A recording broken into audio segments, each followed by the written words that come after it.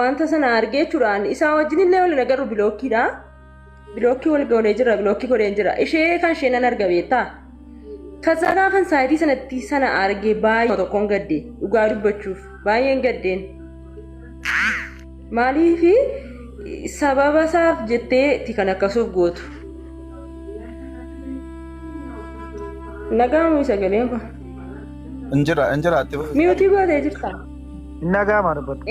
Maaliif beektaa duras dubbattee turteeni interviyuu irrattis dubbatteeti yoon si dhabeen of ajjeesaa jetteen gin tarii maaltu beeka yookiin inni nama biraajin akkuma amala isaatii nama biraajin jiraate ta'a yookiin argite ta'a aartee ta'uu danda'a dhugaa rabbii.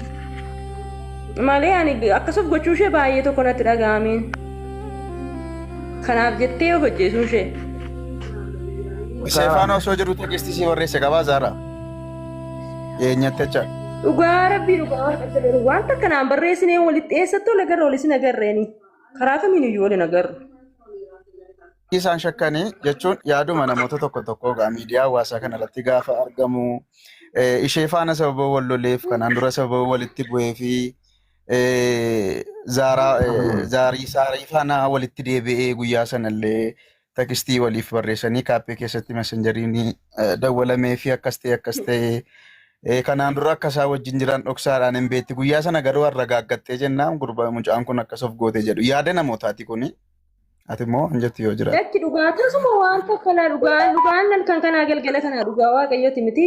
Tasuma baqaa waama takka erga yeroo ajandaa sanaayi waan takka walitti dubbannee isin beeknu walis hin agarree walitti isin haasofnu dhugaa dubbachuuf.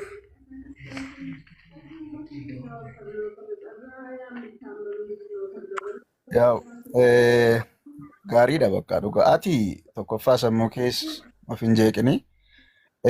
Wanti kun in qoratama dhugaan mucaa kanaa guyyaa tokko waaqayyoo in baasaa dhugaan mucaa kanaa akkasitti nafu maybe wantoonni baay'ee yommuu isaan kanaan dura dhodhokatanii arrabaa jiran waan baay'ee argaa jirra.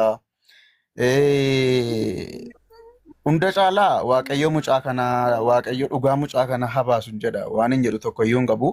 An baay'inaan itti siqee jala qorachaan ture. Waa'een dhugaa nama 2,000 wayitu addana jala jira. Na dhagaa al tokkitti waan tokkoon dubbachuu barbaada. Haqa mucaa kana akka ba'uuf wantoota baay'ee yaalaa turre Dr. Hamzaa faana booniin illee na bira hin jira. Qaamni seeraa maaliif akka ta'e hin beeku malee dadhabina agarsiisanii haqi mucaa kanaa amma ammaatti ba'uun hin danda'amne.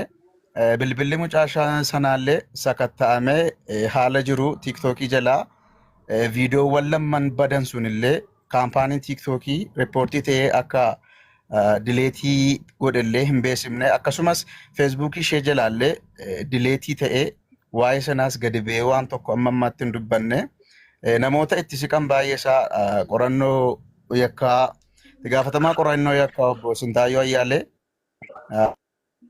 dhugaa dubbachuudhaaf dadhabina agarsiisuun isaanii baay'ee nama gaddisiisaa maaltu akka ta'e hin beeku. Asumaan carraa argadhee haqa mucaa osoo baasanii baay'ee natti tola. Kanumaan dubbachuu barbaada. Booniin fa'aa dubbadha.